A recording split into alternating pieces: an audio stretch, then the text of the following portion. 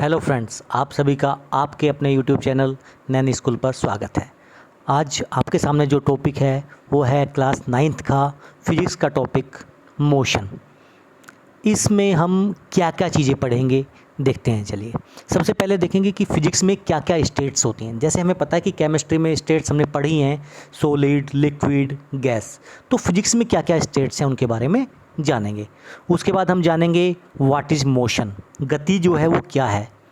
जानेंगे हम डिस्टेंस और डिस्प्लेसमेंट का क्या डिफरेंस है, दूरी और विस्थापन क्या होता है, स्पीड और वेलोसिटी क्या होती है, यानी गति और वेग में क्या अंतर है, एवरेज स्पीड क्या होती है, एवरेज वेलोसिटी क्या होती है, और uniform and non uniform motion क्या होता है। तो इन सब चीज़ों के बारे में हम अपने पहले वीडियो में जो मोशन चैप्टर का क्लास 9 से है जानेंगे। चलिए अपने वीडियो शुरू करते हैं। उससे पहले अगर आपको वीडियो पसंद आए तो लाइक, शेयर और सब्सक्राइब करना ना भूलें। देखिए, जैसा हम जानते हैं कि मोशन कितनी होती है, हमारे हिसाब से जो स्टेट्स हैं फिजिक्स में वो दो होती हैं। नंबर 1 रेस्ट और नंबर 2 मोशन। इन दोनों के डिफरेंस को समझिए। देखिए, एक कोई हमने यहाँ पे चीज़ या कोई दीवार बना दी है। देखिए ये फिक्स है, ये यानी यहाँ से मूव नहीं कर रही। ये नहीं कि आज यहाँ है तो कल यहाँ पहुँच जाएगी, परसों यहाँ पहुँच जाएगी। यानी जो फिक्स है उस कंडीशन में, उस टाइम पीरियड जिसकी बात चल रही है, तो उसको हम रेस्ट में बोलेंगे। और कोई चीज़ अगर मूव कर रही है तो उसको क्या बोलेंगे, मोशन बोलेंगे। यानी अभी यहाँ है, थोड़ी देर बाद यहाँ आ गई, उसके थोड़ी देर बाद यहाँ चली गई। तो ये इनका मेन दो स्टेट्स हैं। अब देखिए रेस्ट और मोशन का क्या मतलब। देखिए आपके सामने ये पेड़ लगा हुआ है तो ये रेस्ट में है। क्यों? क्योंकि जहाँ है वहीं रहेगा। ये घर है, ये बिजली के खंभे लगे हुए हैं, यानी ऐसी वो सब चीज़ें जो अपनी जगह पर स्थिर है, मूवमेंट नहीं हो रहा है। दूसरा चीज़ मोशन, यानी कोई भी चीज़। देखिए ये बच्चा आगे जा रहा है, पक्षी उड़ रहे हैं, बटरफ्लाई, बीज, साइकिल, गाड़ी जो चलती हुई है, यानी इन सब चीज़ों को क्या बोलेंगे हम, मोशन में है, गति में है, यानी ये चल रही हैं चीज़ें। अब इनके बारे में हम पढ़ते हैं। देखिए मोशन होता क्या है। देखिए मोशन दो चीज़ पे डिपेंड करता है। अगर मैं बोलूँ कि ये एक चीज़, हमारी बॉल यहाँ थी एक मिनट पहले और अभी ये बॉल यहाँ पे आ गई, यानी ए पॉइंट पे थी, अब बी पॉइंट पे। हमें यहाँ से यहाँ तक जाने में कुछ टाइम लगा होगा, मान लिया हमें टी टाइम लगा है। तो मोशन कब बोलेंगे इसको, तो ये बोलेंगे मूवमेंट ऑफ एनी बॉडी या any object from one position to another position. मतलब यहाँ से यहाँ क्या हुआ, मूवमेंट हुआ इसका। अभी यहाँ थी, अभी जब हम बात कर रहे हैं यहाँ पे है। One position to another position with respect to time, यानी अभी 4:15 पे ये मान लिया कि हमने घड़ी यहाँ पे थी और 5:15 पे यहाँ पे है। तो ये अब टाइम के रेस्पेक्ट में हम बात करेंगे कि भाई टाइम टी सेकंड बाद ये गाड़ी यहाँ पे पहुँच गई। तो जब टाइम के रेस्पेक्ट में हम बात करेंगे तो उसको क्या बोलेंगे हम, मोशन। यानी यहाँ से यहाँ जाने में जो टाइम लग रहा है उस टाइम के रेस्पेक्ट की में बात की जा रही है। और दूसरा कि मैंने मान लिया कि मैं यहाँ पे खड़ा हूँ, ठीक है। तो movement of any object from one position to another position.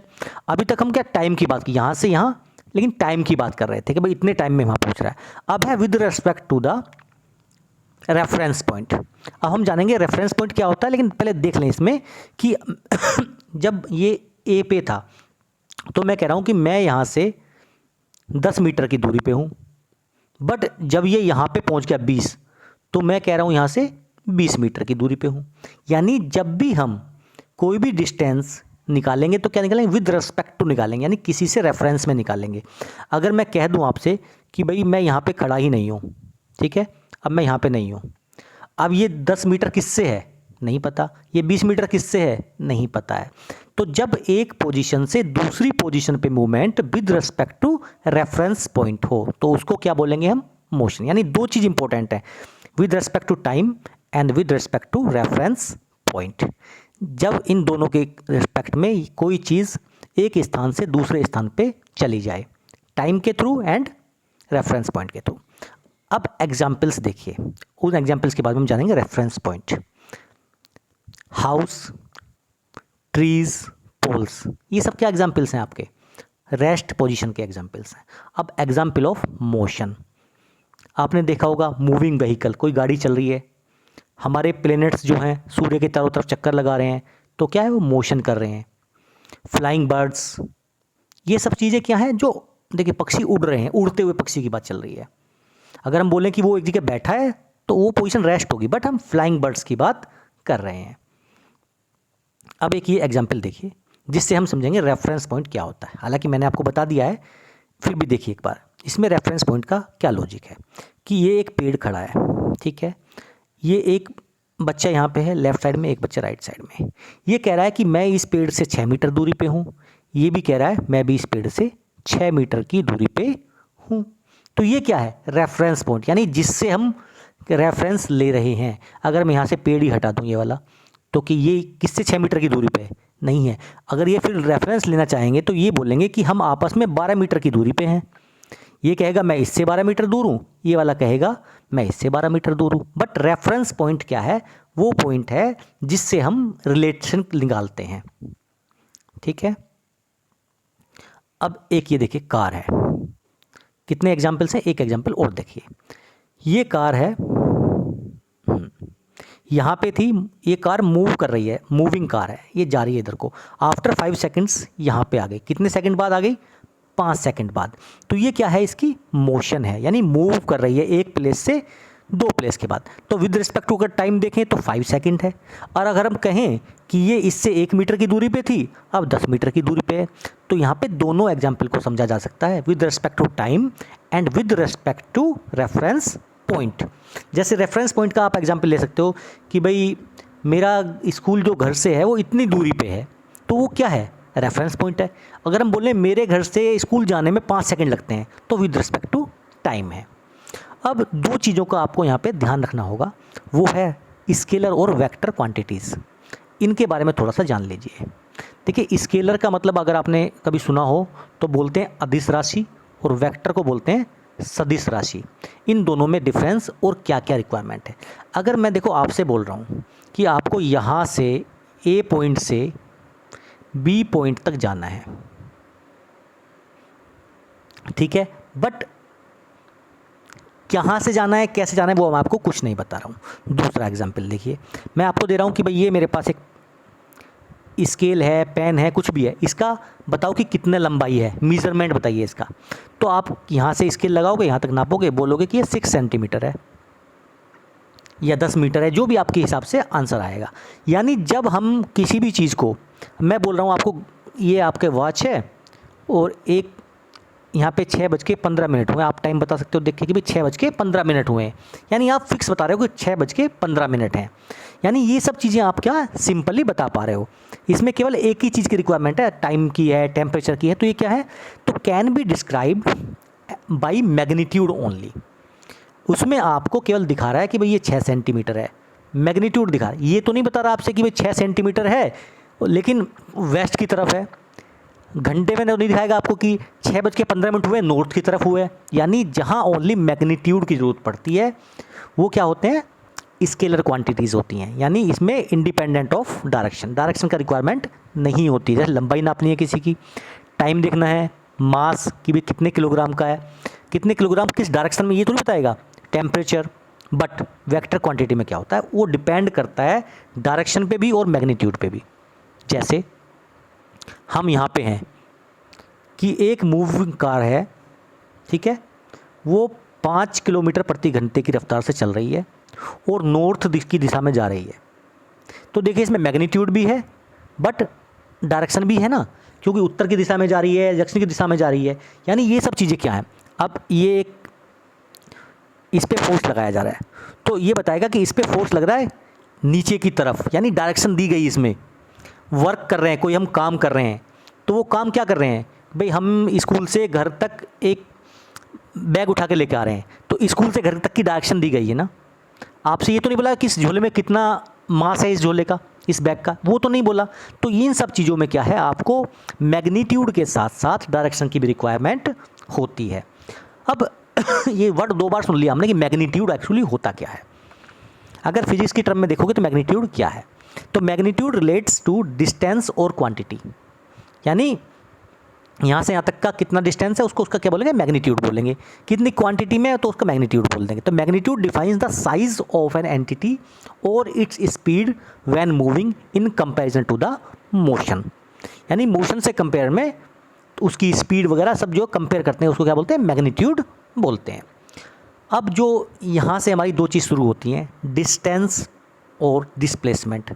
Distance माने होता है दूरी और डिस्प्लेसमेंट माने होता है विस्थापन। तो दूरी और विस्थापन में क्या अंतर है, देखिए मैं कहूँ ये एक पॉइंट ए, ये पॉइंट बी, तो आप बता दोगे सिंपल इसको कि भाई ये 1 किलोमीटर है, तो दूरी कितनी हुई इसकी 1 किलोमीटर। मैग्नीट्यूड क्या हुआ, वही जो 1 किलोमीटर उसको क्या बोलेंगे, magnitude. By it has no direction, केवल हम बता रहे हैं मैग्नीट्यूड। बट डिस्प्लेसमेंट में क्या है, मैग्नीट्यूड के साथ साथ डायरेक्शन को भी इंक्लूड करना होता है, यानी इस पॉइंट से इस पॉइंट तक जा रहा है बट वो डायरेक्शन भी देगा। जैसे तो इसका एक एग्जांपल लेते हैं, पहले उसके बाद में देखेंगे इसके बारे में। देखिए ये देखिए यहाँ से इसमें क्या हुआ कि हमारा स्टार्टिंग पॉइंट कहाँ पे है, ये हमारा स्टार्ट पॉइंट है, ठीक है। अब इसमें हम ये एक्चुअली एग्जांपल मिक्स हो गया, अलग से बनाते हैं। आप यहाँ से शुरू किए, यहाँ से यहाँ से यहाँ से यहाँ से यहाँ तक, यानी आपने जो डायरेक्शन फॉलो की वो क्या फॉलो की, डायरेक्शन, ये डायरेक्शन फॉलो की यहाँ से होते हुए। और जब हमने नापा ये, तो जो डिस्टेंस थी, ये डिस्टेंस आई हमारी कि हम 50 किलोमीटर चल लिए यहाँ से यहाँ तक। यहाँ से शुरू किया, ये स्टार्टिंग पॉइंट और ये एंड पॉइंट, तो इस पे जो जो चले हम 50 किलोमीटर चल लिए। बट अगर हम बात करें डिस्प्लेसमेंट की, तो डिस्प्लेसमेंट क्या होता है, विस्थापन क्या होता है। देखिए डिस्प्लेसमेंट है कि स्टार्टिंग पॉइंट और एंड पॉइंट के बीच जो मिनिमम डिस्टेंस होती है, स्टार्टिंग पॉइंट और एंड पॉइंट के बीच में जो मिनिमम डिस्टेंस होती है, यानी शॉर्टेस्ट जो रूट है दोनों का, उसको क्या बोलेंगे हम, विस्थापन बोलेंगे। ये समझना होगा। तो displacement is the shortest distance between two points और the distance between the starting point and the end point with respect to time. यानी समझना है यहाँ पे, distance between starting point and end point with respect to time, कि 5 second पहले यहाँ था, 5 सेकंड बाद वहाँ पे पहुँच गया। It has magnitude as well as direction. जैसे हमने अभी देखा था यहाँ से यहाँ तक चल गए, तो इसमें डायरेक्शन नहीं थी, बट ये बताएगा आपसे कि ये 5 किलोमीटर यहाँ से जाना है, हमें 5 किलोमीटर नॉर्थ की तरफ जाना है। अगर हम ऐसे बोलेंगे तो 5 किलोमीटर मैग्नीट्यूड नॉर्थ डायरेक्शन, तभी आप यहाँ पे पहुँच पाओगे। अगर आप 5 किलोमीटर चलोगे तो होता यहीं पहुँच पाओ केवल। तो ये सब चीज़ इंपॉर्टेंट इसमें है। Displacement can be zero but distance can not be. देखिए अगर आप चल रहे हो यहाँ से यहाँ तक, तो डिस्टेंस तो जीरो कभी हो नहीं सकती, बट डिस्प्लेसमेंट जीरो कैसे हो सकता है। यानी आप यहाँ से चले, देखिए आपका डिस्प्लेसमेंट का मतलब क्या है कि शॉर्टेस्ट स्टार्टिंग पॉइंट और एंड पॉइंट, यानी जब स्टार्टिंग पॉइंट और एंड पॉइंट जीरो, यानी यहाँ से चले हम और वापस यहीं आ गए, यानी स्टार्टिंग पॉइंट भी यही है और एंड पॉइंट भी यही है, तो मिनिमम शॉर्टेस्ट डिस्टेंस क्या है इसके बीच में, कुछ भी नहीं है। यानी आप यहाँ घर है आपका और यहाँ स्कूल है, तो आप घर से पहले स्कूल गए और शाम को स्कूल से वापस घर आ गए, तो अब बताओ कि अपना डिस्प्लेसमेंट कितना हुआ, आपका विस्थापन क्या है। विस्थापन क्या है, डिस्प्लेसमेंट क्या है, shortest distance between starting point and end point. But when starting point and and points it's common, तो डिस्प्लेसमेंट इज ज़ीरो। सो इससे क्या समझ में आया कि displacement can be zero but distance can not be zero. Distance zero कभी नहीं हो सकती, बट डिस्प्लेसमेंट ज़ीरो हो सकती है। जैसे एक एग्जांपल और लेते हैं, ये है 50 मीटर, आप यहाँ से चले थे और यहाँ पे पहुँच गए। अब 50 मीटर तो हम यहाँ तक चले, फिर उसके बाद 50 मीटर हम वापस यहाँ पे आ गए, तो हमने कितना मीटर टोटल डिस्टेंस कवर किया, तो distance is equal to 100 metre, but displacement is equal to zero. तो ये आपको समझना पड़ेगा कि डिस्प्लेसमेंट ज़ीरो हो सकता है। कंडीशन यानी जहाँ से हम शुरू हुए वहीं पे हम एंड हो जा रहे हैं, तो क्या होगा, आपका डिस्प्लेसमेंट ज़ीरो हो जाएगा। यही आपका एग्जाम्पल था कि भाई यही स्टार्टिंग पॉइंट है, हम पूरा चक्कर लगाया, एक चक्कर लगाया, यहाँ पे वापस आ गए, तो एंड पॉइंट भी क्या हो गया, वो सेम हो गया, तो डिस्प्लेसमेंट इज़ ज़ीरो। अब इसी से रिलेटेड एक टर्म है स्पीड वर्सेस वेलोसिटी। यानी आप सबने पढ़ा होगा स्पीड इक्वल टू क्या होता है, डिस्टेंस ओवर टाइम, ठीक है। यानी चाल बराबर दूरी बटे समय। ये चीज़ आप बचपन से पढ़ते आ रहे हैं, फिजिक्स में भी और मैथ में भी। अब यहाँ पे कोई ऐसी नई चीज़ नहीं है। अगर मैं आपको बोलूँ कि भाई कितने टाइम में कितनी डिस्टेंस हमने कवर करी, तो उसको क्या बोलेंगे हम, स्पीड बोलेंगे। जैसे भाई हम यहाँ से चले और यहाँ पहुँच गए, हमें 5 सेकंड लगे और ये डिस्टेंस जो थी 12 किलोमीटर थी। तो 12 किलोमीटर 5 से डिवाइड कर दो तो 12/5, तो 2.4 किलोमीटर पर सेकंड। यानी इसकी जो हमने स्पीड निकाली 2.4 किलोमीटर पर सेकंड आई। तो speed is the rate of change of distance. देखिए रेट का जहाँ भी लग जाता है इसका मतलब है विद रिस्पेक्ट टू टाइम की बात चल रही है। और जब विद रिस्पेक्ट टू किसी की बात करते हैं तो वो नीचे आता है, यानी इस टाइप से आता है। Rate of change of distance, rate of change of distance समझ में आया? ये लाइन याद रखना है। जो rate of change of distance है यानी डिस्टेंस जो भी हमारी है और किस रेट से हुई, divide by T. If a body covers a certain distance in a certain amount of time, speed is given in metre per second. देखिए स्पीड में क्या होता है, डिस्टेंस ओवर टाइम। डिस्टेंस किस में हो सकती है, मीटर में या किलोमीटर में।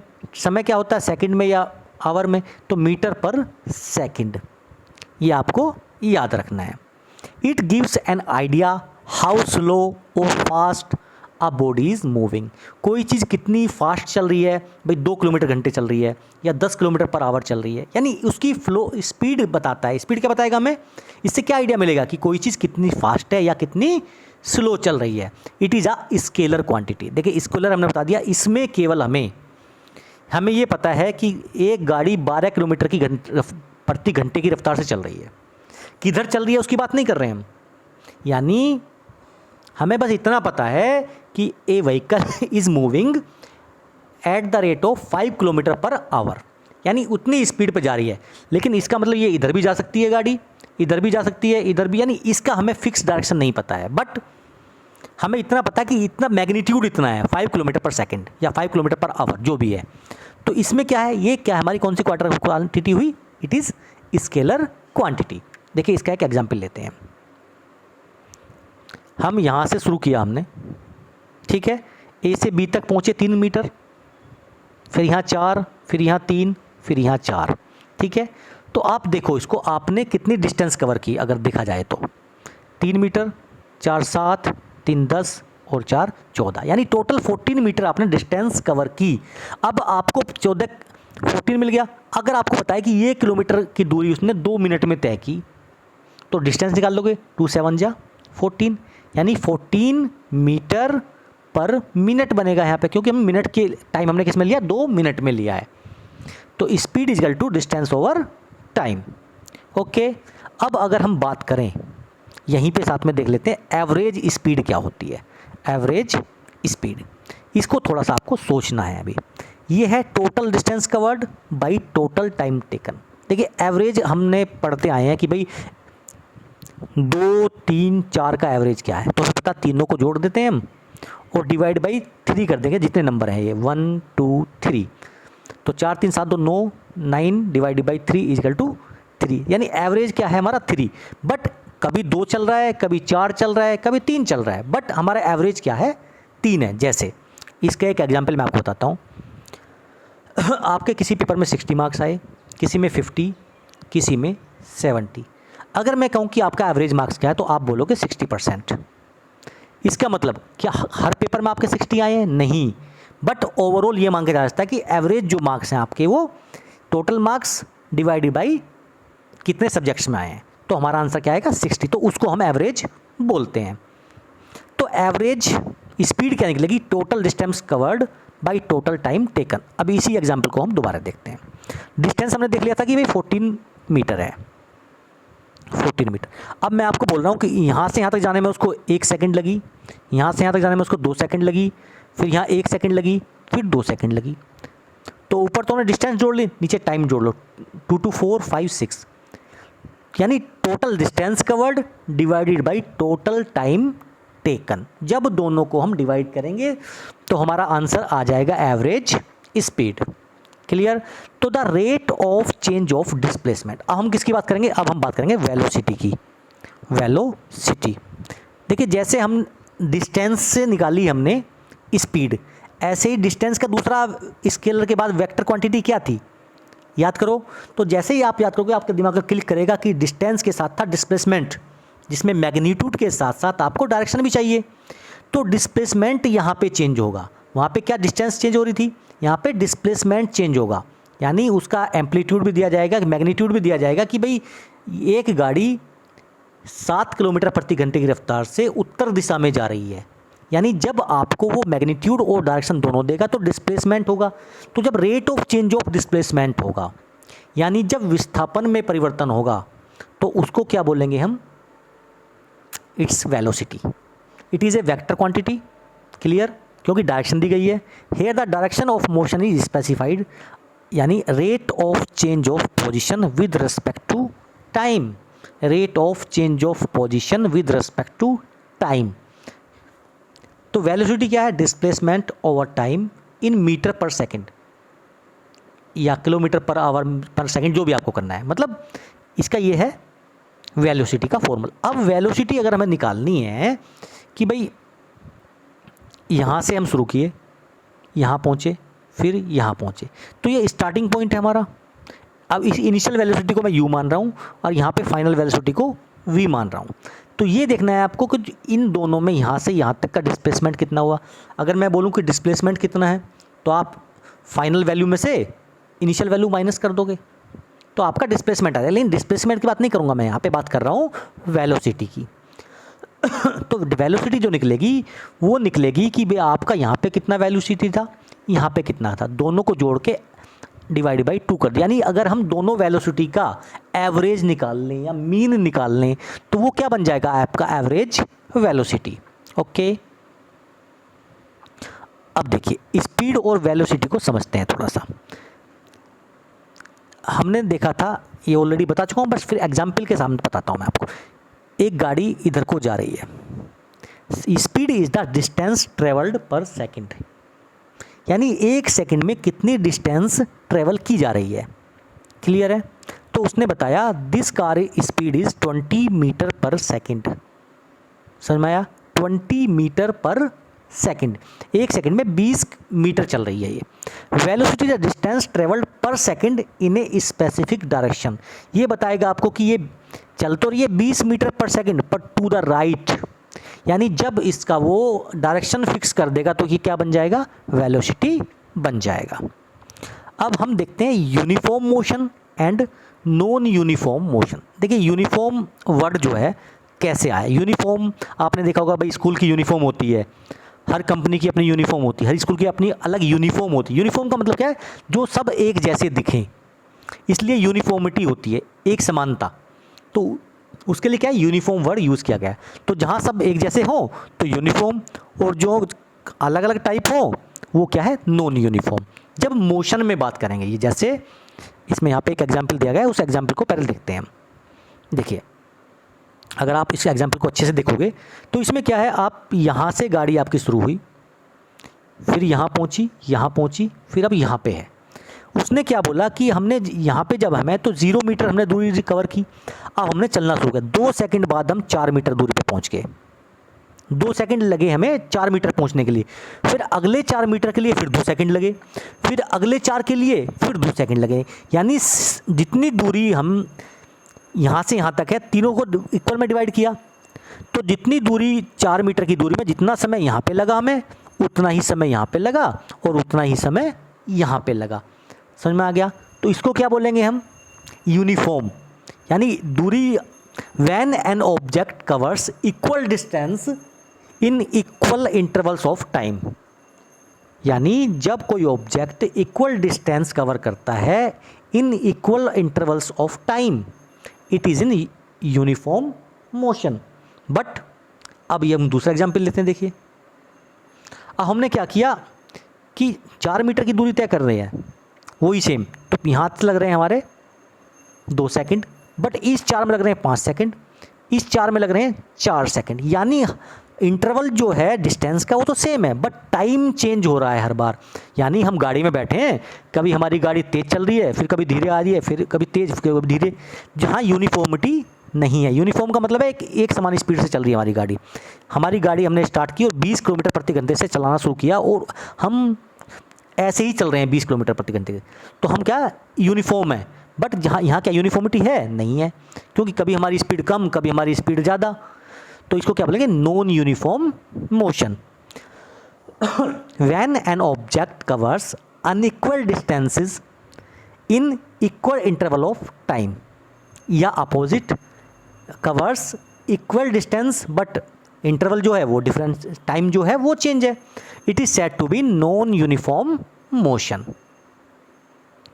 आई थिंक यहाँ तक आपको सब कुछ चीज़ें आसानी से समझ में आई होंगी। ये था हमारा पार्ट 1, जिसमें हमने देखा कि भाई कौन सी चीज़ हमारा रेस्ट में है, कौन सी मोशन में है। अब देखिए, अगर यहाँ पे बताना चाहूँ तो मोशन कितने टाइप का हो सकता है। मैं एक बच्चा है, यहाँ से यहाँ चल रहा है, अभी यहाँ है, तो इसको क्या बोलेंगे? लीनियर मोशन है। रोड पे एक बच्चा चल रहा है, अभी यहाँ है, अभी यहाँ, तो लीनियर मोशन में। अगर मैं कहूँ कि जो प्लैनेट्स घूम रहे हैं वो क्या है? लीनियर तो नहीं है, वो कौन सा मोशन है? सर्कुलर मोशन बोल सकते हो उसको।